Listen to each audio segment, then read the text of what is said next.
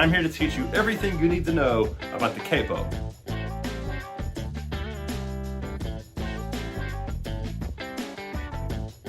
Now the function and the purpose of the capo is you put it on the neck of the guitar and it raises everything. Like here we have everything coming straight off the nut, everything is open. When I put it on the first fret, right behind the metal on the first fret, it's like my finger is on the first fret. But I don't need my finger there because the capo is there. And you can move it up the neck as many times as you want. 5th fret, here you go. 7th fret, here we go.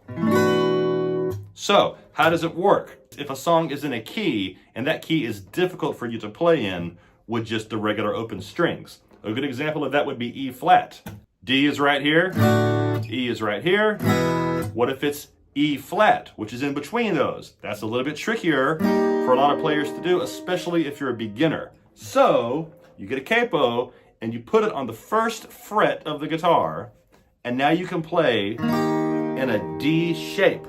But now everything is in E flat. You're playing it just like you would in D. But now you're moving it up 1 fret for your fingers, and you're playing it exactly like you would in D.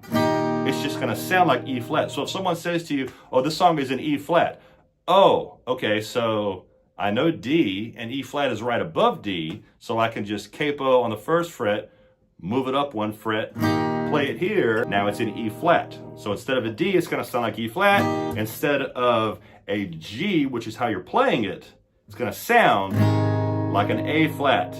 And also like if you're playing like an A, fingering an A, it's gonna sound like a B flat.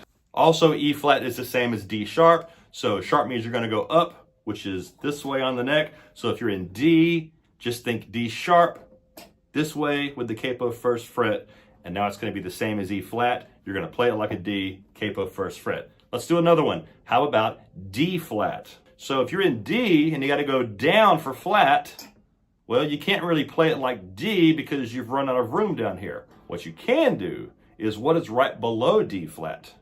The other name for D flat is C sharp. So what's a little bit lower than a C sharp?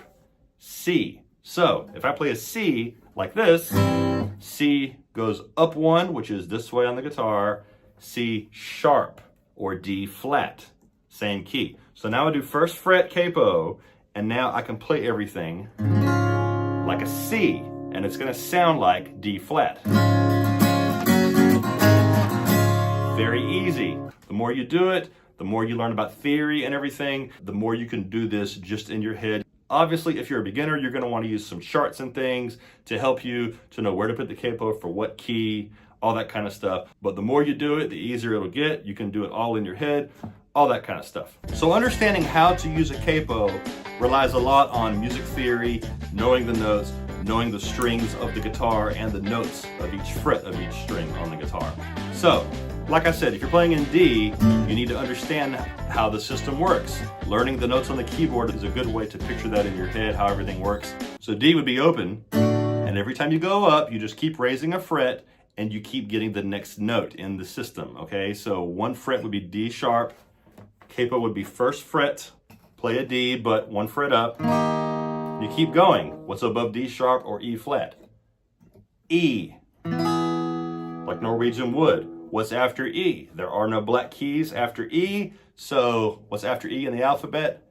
F. Capo 3rd fret, play it like a D, pretending the capo is where the nut is, and now you're playing in the key of F, but you're playing it fingering D. You can go up as many times as you want. After F, you're going to have F sharp, also known as G flat. 4th fret, you just keep on going. Let's look at A, all right? 2nd fret right there, A chord. 1st fret capo, what's gonna happen there? A, is there a black key after A? Yes, there is. So A sharp, also known as B flat. If you know your chords, you're taught B flat like this probably. It's basically an A moved up a fret, and you're barring the 1st fret. So I just put the capo there and leave it there so I don't need to worry about it. Remember, capo 1st fret, and your fingers that were on the 2nd fret are now on the 3rd fret. As everything goes up, the note goes from 0 to 1, the fingers go from 2 to 3. Everything moves up. Everything moves up. 2nd fret, if I'm still using the A shape, like the open A shape, I'm going to go from B flat to what? What's after B flat? B. So now I'm playing like an A. Now it's a B. Let's do it one more. What comes after B? C. There's no black key after B. There's no B sharp. So now I'm playing in the key of C. Maybe you don't like playing in the key of C because of the fingering. Well, 3rd fret, play it like you're in A. F is one of the trickier chords. Instead of doing that F, you can just do this F. It's a D moved up 3 frets. Years ago, I had performed a concert with my group, and after the concert, a guy came to me and he said, I've been around a long time, and you're a pretty good guitarist, but I gotta say one thing. You gotta lose the cheater. And I knew what he meant. A cheater is kind of like a slang term for the capo. Cheater. He called it a cheater, and he said you gotta lose it, okay? Because he's looking at it as a crutch. I can play anything in any key that I want to without a capo. Why do I use a capo? Because it makes everything easier and more clean sounding. When I play Hotel California up here, yeah, I can just leave my index finger here the whole time, but why would I do that when it's more work and it's not gonna sound as good?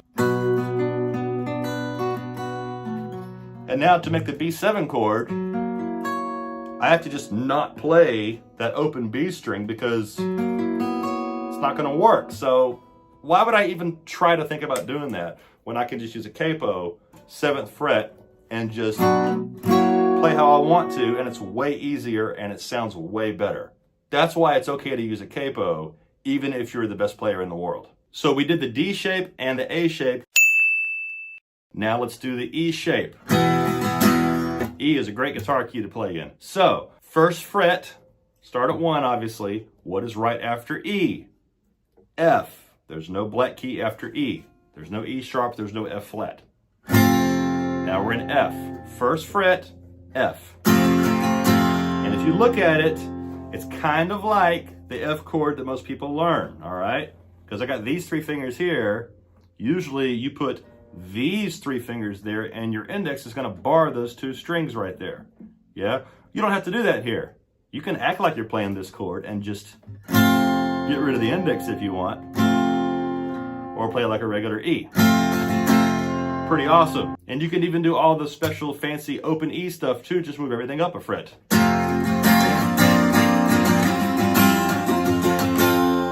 2nd fret, what's after F?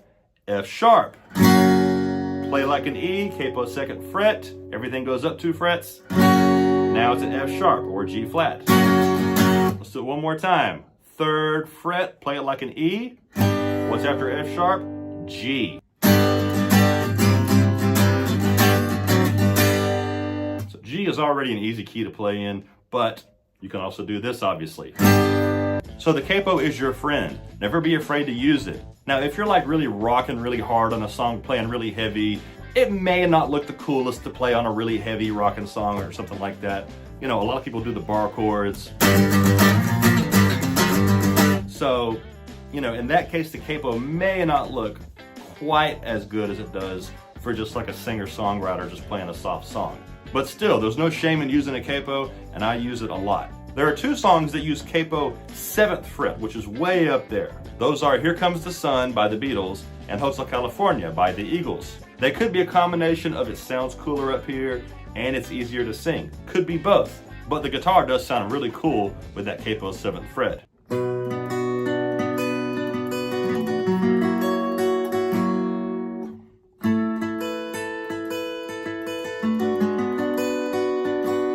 That actually does sound way cooler than doing it down here. Sounds way more normal. Just a regular acoustic song. Here Comes the Sun, same way. What sounds cooler to you, this? Or this?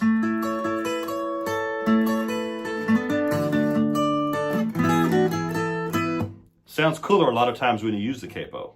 Now here's an idea that I've kind of developed on my own. I've seen a couple of players do things kind of like this. I'm gonna play in the key of E while fingering it like D, so that's 2nd fret.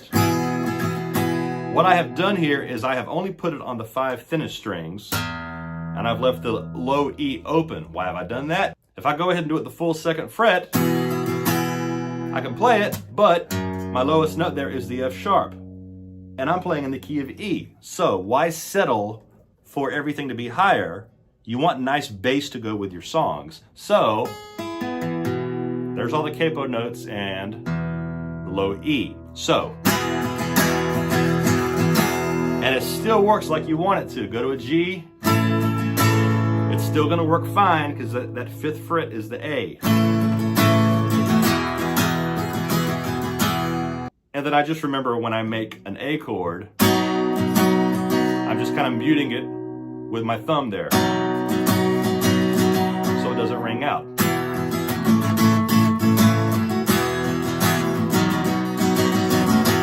Get that low E. So what happens if I go up 1 fret, 1 note? Here's something else that I figured out. I'm thinking, okay, I'm gonna go up here, play it like I'm in F. Okay, I can do it like this, like the regular. That's okay. I can't do this same thing that I did before because it's a low E instead of an F. So what do? I simulate what I just did, and I add a capo to the 1st fret. Whatever is the highest on a guitar toward the body is going to be what matters. So these 5 notes here are what matters. This capo is capoing 5 strings. Over here, there's one reason you're using this. And there it is. I play it like I did before when I was playing it with the capo 2nd fret. But now I have the low F.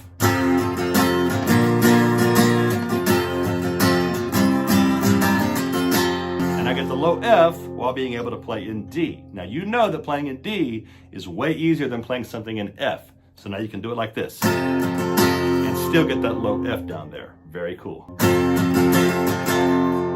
This is the capo that I prefer. This is a Kaiser capo, K-Y-S-E-R. As far as I know, they're still about 20 bucks each. They may be about 25 now, I'm not sure. But I like these because they're a good name brand. They're very good. They work really well, and they're not too expensive, okay? I've tried a lot of cheaper capos that I've got off Amazon and eBay. I've already done all the work for you, okay? Don't buy them. They do not work. You gotta really finagle with it just to kind of maybe get it to work sometimes.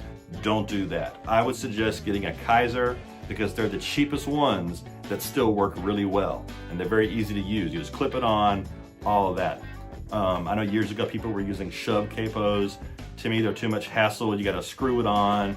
I feel like they get less effective over time. There's other ones that are more expensive. I feel like those are just about being fancy. Like the Thalia capos are nice, but they're really ornate and everything. I know they used to come in different colors. Maybe they still do. I have a red one somewhere, but most of the ones I have are black. Thank you for watching. If you have any questions, leave a comment down below. Thank you so much for watching.